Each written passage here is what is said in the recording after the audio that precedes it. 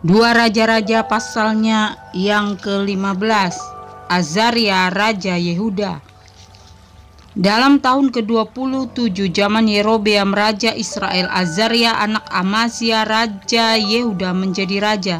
Ia berumur 16 tahun pada waktu ia menjadi raja dan 52 tahun lamanya ia memerintah di Yerusalem. Nama ibunya ialah Yekolia dari Yerusalem. Ia melakukan apa yang benar di mata Tuhan, tepat seperti yang dilakukan Amazia ayahnya. Namun demikian, bukit-bukit pengorbanan tidaklah dijauhkan. Bangsa itu masih mempersembahkan dan membakar korban di bukit-bukit itu. Maka Tuhan menimpakan tulah kepada raja sehingga ia sakit kusta sampai hari kematiannya dan tinggal dalam sebuah rumah pengasingan. Dan Yotam anak raja mengepalai istana dan menjalankan pemerintahan atas negeri itu.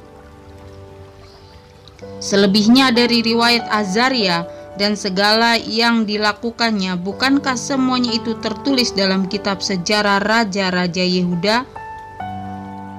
Kemudian Azaria mendapat perhentian bersama-sama dengan nenek moyangnya dan ia dikuburkan di samping nenek moyangnya di kota Daud. Maka Yotam anaknya menjadi raja menggantikan dia. Zakaria Raja Israel.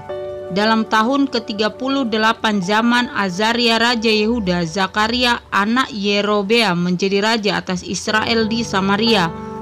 Ia memerintah 6 bulan lamanya.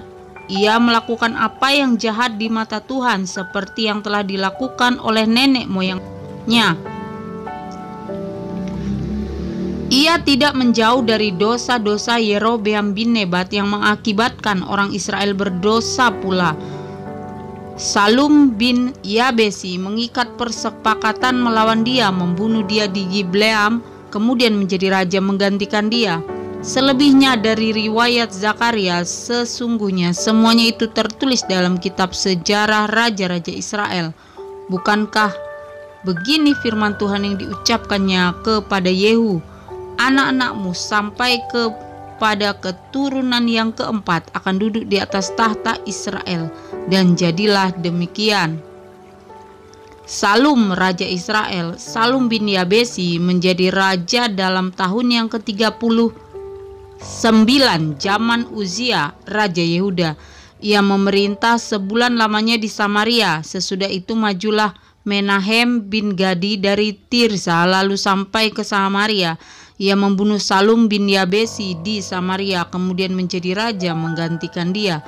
Selebihnya dari riwayat Salum dan persepakatan yang diadakannya, sesungguhnya semuanya itu tertulis dalam kitab sejarah raja-raja Israel. Pada waktu itu, dengan mulai dari Tirsa, Menahem memusnahkan Tifsah dan semua orang yang ada di dalamnya serta daerahnya, sebab orang tidak membuka pintu kota baginya. Maka dimusnahkannyalah kota itu dan dibelahnya semua perempuan yang mengandung. Menahem Raja Israel. Dalam tahun ke-39 zaman Azaria Raja Yehuda, Menahem bin Gadi menjadi raja atas Israel. Ia memerintah 10 tahun lamanya di Samaria. Ia melakukan apa yang jahat di mata Tuhan sepanjang umurnya.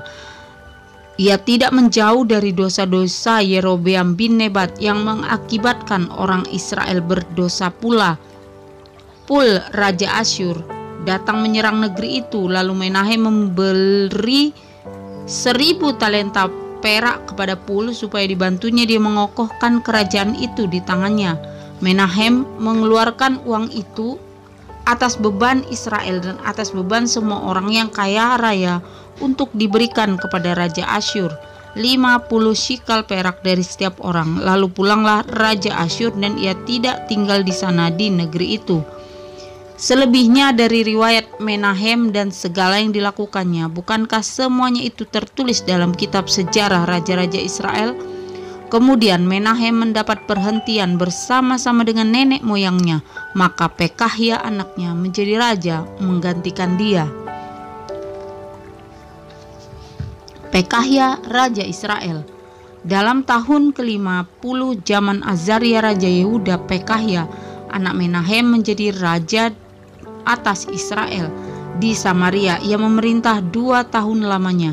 Ia melakukan apa yang jahat di mata Tuhan. Ia tidak menjauh dari dosa-dosa Yerobeam bin Nebat yang mengakibatkan orang Israel berdosa pula. Lalu perwiranya yakni Pekah bin Remalia mengadakan persepakatan melawan dia dan membunuh dia di Samaria, di puri istana raja.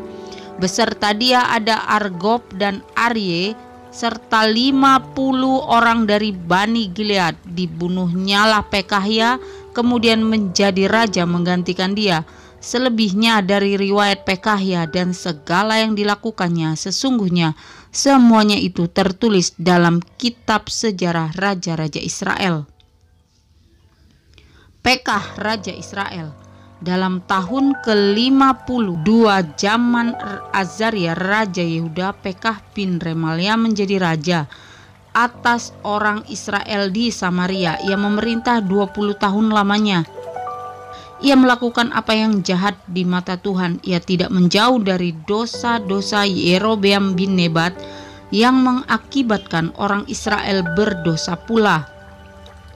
Dalam zaman Pekah raja Israel, datanglah Tiglat-Pileser raja Asyur, direbutnyalah Iyon, Abel, Bet Maaka, Yanoah, Kadesi, dan Hazor, Gilead dan Galilea, seluruh tanah Naftali. Lalu diangkutnyalah penduduknya ke Asyur ke dalam pembuangan. Hosea bin Ela mengadakan persepakatan melawan Pekah bin Remalia.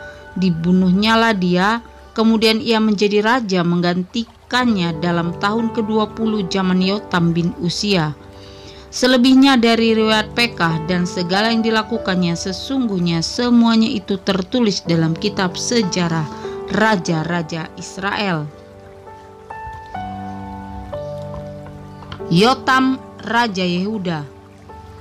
Dalam tahun kedua zaman Pekah bin Remalia raja Israel, Yotam anak Usia raja Yehuda menjadi raja.